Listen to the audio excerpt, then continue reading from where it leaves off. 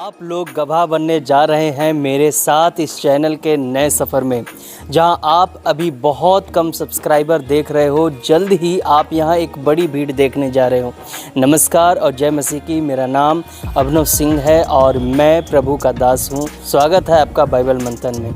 यह सिर्फ एक चैनल नहीं है, यह वो जगह है जहां हम बाइबल को गहराई से समझेंगे। मेरा दिल का मकसद है कि हर मसीही भाई बहन बाइबल को खुद पढ़े, समझे और ख़ासकर इन अंत के दिनों में किसी भी प्रकार के धोखे से बचे रहें। यहाँ आपको मिलेगी छोटी सी छोटी शॉर्ट्स, लंबी क्लासेस और पूरी बाइबल की मुफ्त शिक्षा, ताकि आप आत्मिक रूप से मजबूत बने। बाइबल मंथन सिर्फ एक यूट्यूब चैनल नहीं है, ये एक आत्मिक आंदोलन है। यहाँ हम बाइबल के हर अध्याय को विस्तार से खोलेंगे, उसका ऐतिहासिक संदर्भ जानेंगे और देखेंगे कि आज की ज़िंदगी में उसे कैसे जी सकते हैं। आपको यहाँ मिलेगा रोज़ाना शॉर्ट्स जो बाइबल की गहराई को सरल शब्दों में बताएंगे, लंबी क्लासेस जहाँ हम पूरे अध्याय और विषयों को विस्तार से सीखेंगे, और व्हाट्सएप और इंस्टाग्राम पर अपडेट्स और आपको इंस्पिरेशन मैसेज मिलेंगे। सबसे बड़ी बात यह है कि ये सब पूरी तरह से मुफ्त है, कि परमेश्वर का वचन हर घर हर दिल तक पहुँचे। एक बहुत शक्तिशाली वचन है जो मत्ती अध्याय 5 वचन 14 में लिखा है, तुम संसार की ज्योति हो, जो नगर पहाड़ पर बसा है वह छिप नहीं सकता। ये वचन यीशु ने अपने चेलों से कहा था, लेकिन ये सिर्फ उस समय के लिए नहीं था, ये आज भी हम सब के लिए है। जहाँ ज्योति का अर्थ होता है, ज्योति सिर्फ रोशनी नहीं है बल्कि सत्य, पवित्रता और प्रेम का प्रतीक है। जैसे अंधेरे में एक दीपक रास्ता दिखाता है, वैसे ही मसीही जीवन दूसरों को परमेश्वर की ओर ले जाता है। और जो नगर पहाड़ पर बसा हुआ है, पहाड़ पर बना नगर दूर से भी दिखाई देता है, उसे कोई छिपा नहीं सकता। इसी तरह एक सच्चा मसीही अपने जीवन से छिप नहीं सकता। लोग उसके शब्दों, आचरण और चरित्र से पहचान लेते हैं। अब इन बातों को व्यवहारिक रूप में कैसे लागू करें?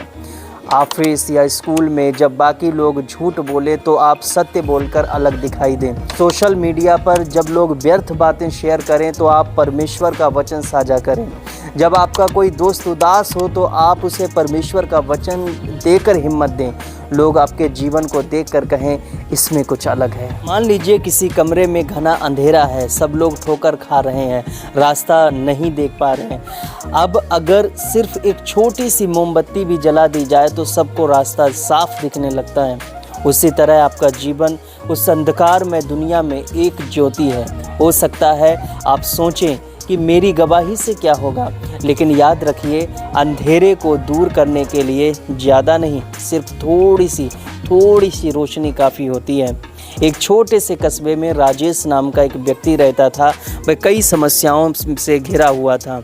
कारोबार में घाटा हुआ, घर में कलह है और सेहत भी दिन प्रतिदिन बिगड़ रही थी। धीरे धीरे वह निराश हो गया और उसे लगा कि उसके जीवन में अब कोई उम्मीद नहीं बची है। राजेश की गली में एक बुजुर्ग मसीही महिला भी रहती थी, सुषमा आंटी। वे हर सुबह घर के आंगन में बैठकर बाइबल पढ़ती और ज़ोर से प्रार्थना करती। एक दिन जब राजेश बहुत उदास और टूटा हुआ बैठा था, उसने दूर से उनकी आवाज़ सुनी। वे प्रार्थना में कह रही थी, हे प्रभु, मेरे आसपास जो भी निराश है तू उन्हें अपनी ज्योति से भर दे, उनके जीवन में नई आशा जगा दे। ये शब्द सीधे राजेश के दिल में उतर गए। उसने सोचा, क्या सचमुच परमेश्वर मेरे लिए भी कुछ कर सकता है? अगले दिन वह धीरे धीरे सुषमा आंटी के पास गया और बोला, आंटी, क्या आप मेरे लिए भी प्रार्थना करेंगी? सुषमा आंटी मुस्कुराईं और बोली, बिल्कुल बेटा, यीशु ही वो ज्योति है जो अंधकार को दूर करता है। जब तुम निराश होते हो तो प्रार्थना ही वह द्वार है जो तुम्हें सीधे उस ज्योति से जोड़ता है। उन्होंने राजेश का हाथ पकड़कर उसके लिए प्रार्थना की। उस प्रार्थना ने उसके मन में एक नई शांति और आशा भर दी। धीरे धीरे राजेश ने भी प्रार्थना करना शुरू कर दिया। उसके जीवन की परिस्थितियां तुरंत नहीं बदलीं, लेकिन उसका मन बदल गया। अब वह निराशा से नहीं बल्कि विश्वास और उम्मीद से जीने लगा। जब हम प्रार्थना करते हैं तो सिर्फ अपने लिए नहीं बल्कि अपने आसपास के लोगों के लिए भी आशा का कारण बनते हैं। हमारे आचरण और विश्वास से कोई निराश व्यक्ति जीवन की रोशनी पा सकता है। जिस तरह सुषमा आंटी ने राजेश को प्रार्थना के द्वारा आशा दी, उसी तरह हम भी संसार की ज्योति बन सकते हैं। जैसा लिखा है, धर्मी की प्रार्थना के प्रभाव से बहुत कुछ होता है। याकूब अध्याय 5 वचन 16। इस तरह आपकी प्रार्थना किसी और के जीवन की सबसे बड़ी ज्योति और उम्मीद बन सकती है।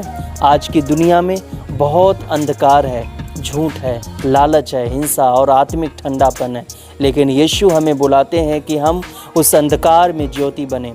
और बाइबल मंथन का मकसद है हम सब मिलकर इस ज्योति को और फैलाएं।